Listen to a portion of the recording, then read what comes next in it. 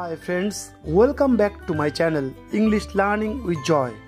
আজকের ক্লাসে আমরা ক্লাস 11-এর নিউ সিলেবাসের অন্তর্গত তোমাদের ফার্স্ট যে পোস্টটি আছে অ্যান অ্যাস্ট্রোলজার্স ডে, সেটিকে আমরা কন্টিনিউ করব এবং আজকে আমরা সেটার ফাইনাল পার্টটি পড়ব, মানে আজকে গল্পটি আমরা শেষ করতে চলেছি। তোমরা জানো আর আমাদের বেশি টেক্সটের বেশিটুকু বাকি নেই। আগের ক্লাসে আমরা এই গল্পের যতটুকু আমরা পড়েছি সেখানে আমরা দেখলাম যে একটি স্ট্রেঞ্জার বা একটি আগন্তুক এসে সে অ্যাস্ট্রোলজারকে জোর করে তাকে বারবার করে তার ভবিষ্যৎ সম্বন্ধে জানতে চাইছে এবং অ্যাস্ট্রোলজারটি ঠিকঠাক বলছে কি না সেই বিষয়েও কিন্তু এই লোকটা যথেষ্ট সন্দেহ আছে। এটা আমরা তার অ্যাটিটিউড দেখে আমরা বুঝতে পারছি। সুতরাং সে বিভিন্ন রকম কিছু তাকে পয়সার লোভ দেখিয়ে তাকে জোর করে বিভিন্নভাবে তাকে প্ররোচিত করছে যেন সে তার সম্বন্ধে কিছু বলে এবং অ্যাস্ট্রোলজারটি শেষ পর্যন্ত বাধ্য হয়ে দিনের শেষে তার বাড়ি যাওয়ার সময় হয়ে গেলেও সেই লোকটির পাল্লায় পড়ে সে সেই লোকটির সম্বন্ধে বিভিন্ন রকম কিছু বলছে, মানে অ্যাস্ট্রোলজারটি সেই স্ট্রেঞ্জারটির সম্বন্ধে বিভিন্ন রকম কিছু তাকে বলছে যে তাকে তো মেরেই ফেলা হয়েছিল, সে তাকে মেরে একটা কুয়ায় ফেলে দেওয়া হয়েছিল, এরকম বিভিন্ন রকম কিছু বলছে এবং সেই লোকটিও দেখছে অ্যাস্ট্রোলজারের কথা তার কিন্তু হুবহু মিলে যাচ্ছে। এবং গত ক্লাসের শেষে আমরা দেখলাম যখন নাকি লোকটির যে নাম বা সেই স্ট্রেঞ্জারটির নাম যখন নাকি অ্যাস্ট্রোলজার মুখে বলল গুরু নায়ক, তখন সেই লোকটি অবাক হয়ে গেল। এতটুকু পর্যন্ত আমরা পড়েছিলাম। আজকে তারপর থেকে পড়বো। তোমরা সবাই টেক্সটটি ভালো করে সামনে দেখো, তাহলে ভালো করে তোমাদের বুঝতে পারবে।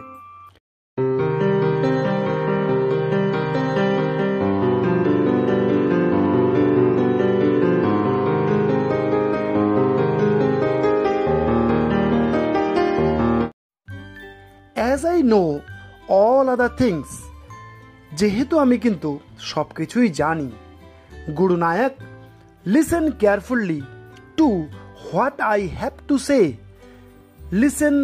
গুরু নায়ক লিসেন কেয়ারফুলি টু, গুরু নায়ক তুমি আমার কথা ভালো করে শোনো। হোয়াট আই হ্যাভ টু সে, যেটা নাকি আমাকে বলতেই হবে। দেখো, হ্যাভ টু মানে আমরা জানি মাস্ট, যেটা নাকি অবশ্যই মানে করতেই হবে। এই মোডাল স্টার ফ্রেজটা হলো হ্যাভ টু, ঠিক আছে। Your village is 2 days journey due north of this town, ঠিক আছে।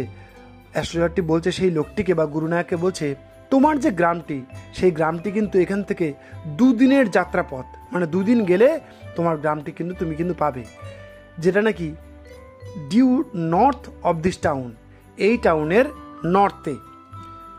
Take the next train and be gone, দ্বিতীয় ট্রেনটি বা এর পরের ট্রেনটি তুমি ধরো এবং সোজা চলে যাও। I see once again great danger to your life if you go from home, আমি দেখতে পাচ্ছি যে তোমার জীবনে আবার কিন্তু বিপদ আসতে পারে যদি তুমি বাড়ির বাইরে বের হও। দেখো, if you go from home, বাড়ি থেকে তুমি যদি বের হও, আমি দেখতে পাচ্ছি তোমার উপরে কিন্তু একটা বিপদ আসন্ন। He took out a pinch, pinch মানে এক চিমটি। He took out a pinch of sacred ash, sacred মানে হোলি বা পবিত্র, স্যাক্রেড অ্যাশ নিজের থেকে পবিত্র একটা ছাইয়ের অল্পটুক বের করে সেই অ্যাস্ট্রোলজারটি বলছে and held it out to him, তার দিকে এরকম করে আগিয়ে দিল, মানে সে গুরুনায়ক বা সেই স্ট্রেঞ্জারটির দিকে অ্যাস্ট্রোলজারটি এক চিমটে পবিত্র ছাই বের করে তার দিকে আগিয়ে দিল। Rub it on your forehead, rub মানে নিজে লেপে দাও বা লাগিয়ে দাও। Rub it on your forehead and go home, নিজের মাথার মধ্যে বা নিজের কপালের মধ্যে এই ছাইটি ঘষে নাও অ্যান্ড গো হোম, এবং একদম সোজা বাড়ি চলে যাও। নেভার ট্রাভেল সাউথওয়ার্ড অ্যাগেইন, সাউথের দিকে কিন্তু তুমি কিন্তু আর একদম আসবে না। And you will live to be 100, এবং তুমি তাতে তুমি 100 বছর বেঁচে যাবে। এইরকম বিভিন্ন রকম কথা সেই গুরুনায়ককে অ্যাস্ট্রোলজারটি বলছে। Why should I leave home again, আমি কেন বাড়ি ছেড়ে যাব? দাদার সেইড রিফ্লেক্টিভলি মানে থটফুললি, মানে একটু চিন্তা করে সে বলছে কেন আমি বাড়ি ছেড়ে যাব। I was only going away now and then to look for him and to choke out his life if I met him, আমি তো এদিকে ওদিকে তাকে খুঁজে যাচ্ছি এবং যদি তাকে দেখা পাই তাকে কিন্তু আমি গলা শ্বাসরুদ্ধ করে তাকে আমি মারব। হি শুক হিজ হেড রিগ্রেটফুলি মানে রিপেন্টফুলি, মানে সে অনুতপ্ত সহকারে সেই কথাটি বলে নিজের মাথাটি নাড়াচ্ছে। হি শুক হিজ হেড, মাথা নাড়াচ্ছে। শেকের past tense shook. He has escaped my hands, I hope at least he died as he deserved. বলছে সেই গুরুনায়ক লোকটি বলছে, he has escaped my hands, সে আমার হাতের থেকে একদম বেঁচে চলে গেছে, মানে আমার হাতের থেকে সে বেঁচে গেছে। আই হোপ অ্যাট লিস্ট, আমি এতটুকুই আশা করি, হি ডায়েড অ্যাজ হি ডিজার্ভড, তার মৃত্যুটাই সে ডিজার্ভ করে, মানে সে মরেছে এটাতে ওই লোকটি বেশ খুশি যে বেশ হয়েছে লোকটি যে মারা গেছে, এরকম তার ভাবসাব। ইয়েস সেড দ্য অ্যাস্ট্রোলজার, অ্যাস্ট্রোলজারটি বলছে একদম তুমি ঠিক বলেছ, লোকটি ডিজার্ভ করে যে তার মৃত্যুটাকে, এবং তার সেটাই হয়েছে। He was crushed under a lorry, astrologer বলছে বা আমাদের বন্ধু বলছে, he was crushed under a lorry, বলছে সে কিন্তু একটা ট্রাকের তলায় চাপা পড়েছে, লরির তলায় চাপা পড়েছে। দাদা লুকড গ্র্যাটিফাইড টু হিয়ার ইট, এই কথাটি শুনে ওই গুরুনায়ক ওই লোকটি গ্র্যাটিফাইড মানে স্যাটিসফাইড, সন্তুষ্ট হলো। এই কথাটি শুনে অ্যাস্ট্রোলজারের মুখে সেই লোকটি বেশ সন্তুষ্ট হলো। The place was deserted by the time, deserted মানে একদম ফাঁকা হয়ে যাওয়া, lonely, became lonely. The place was deserted by the time, ওই সময় ওই জায়গাটি একদম ফাঁকা হয়ে গিয়েছিল বা জনশূন্য হয়ে গিয়েছিল। The astrologer picked up his articles, সে অ্যাস্ট্রোলজারটি নিজের যা সরঞ্জাম ছিল সেটাকে সব কিছু ভালো করে গুছিয়ে নিল। And put them into his bag, এবং নিজের ব্যাগ বা থলেটে সেটাকে ঢোকালো। The green shaft was also gone, সেই সবুজ হালকা আলোটি তখনকার মতো কিন্তু একদম চলে গেছে। Living the place in darkness, ওই জায়গাটাকে একদম অন্ধকার করে দিয়েছে। অ্যান্ড সাইলেন্স, এবং নিস্তব্ধ, মানে গ্রিন লাইটটি তখন চলে গেছে এবং চলে যাওয়াতে ওই জায়গাটি একদম নিস্তব্ধ এবং একদম অন্ধকার হয়ে গেছে। The stranger had gone of in to the night, gone of মানে চলে গিয়েছিল বা ডিসঅ্যাপিয়ার, সে আগন্তুক লোকটি রাতের অন্ধকারে ভ্যানিশ হয়ে গিয়েছিল। After giving the astrologer a handful of coins, এবং অ্যাস্ট্রোলজারকে যাওয়ার আগে সেই লোকটি অ্যাস্ট্রোলজারের হাতে এক মুঠো কয়েন্স দিয়ে গিয়েছিল। It was nearly midnight, তখন সময়টা প্রায় মধ্যরাত্রি। When the astrologer reached home, যখন নাকি সেই অ্যাস্ট্রোলজার বা জ্যোতিষীটি নিজের বাড়িতে পৌঁছলো। His wife was waiting for him at the door, তার স্ত্রী তার জন্য কিন্তু দরজার সামনে দাঁড়িয়ে তার জন্য অপেক্ষা করছিল। অ্যান্ড ডিমান্ডেড অ্যান এক্সপ্লেনেশন, এবং আসার সঙ্গে সঙ্গে জিজ্ঞেস করল, কী হলো, এত দেরি কেন, অন্য দিন তো তোমার এত দেরি হয় না, আজকে এত দেরি করলে, এরকম বিভিন্ন রকম এক্সপ্লেনেশন চাচ্ছিল। He flung the coins at her and said, ফ্লাংয়ের এটা কিন্তু একটা পাস্ট টেন্স, এর প্রেজেন্ট টেন্স হলো ফ্লিং মানে ছুঁড়ে দেওয়া, ফ্লাং ছুঁড়ে দিয়েছিল। He flung the coins at her and said, অ্যাস্ট্রোলজারটি নিজের স্ত্রীর উদ্দেশ্যে এক মুঠো কয়েন তার দিকে ছুঁড়ে দিল এবং বলল, অ্যান্ড সেইড, কাউন্ট দেম, গণ দেখে এগুলোকে। One man gave all that, একটি মানুষ এই সবগুলো আমাকে দিয়েছে।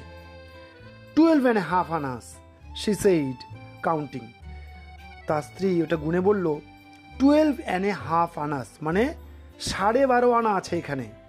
শি ওয়াজ ওভারজয়েড, সে দারুণ খুশি হলো।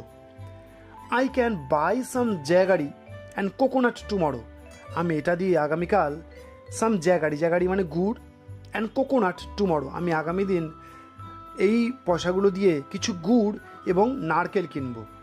The child has been asking for sweets for so many days now, আমাদের বাচ্চাটি তো কবের থেকে কিছু খাবে বলে সমানে বায়না করছে।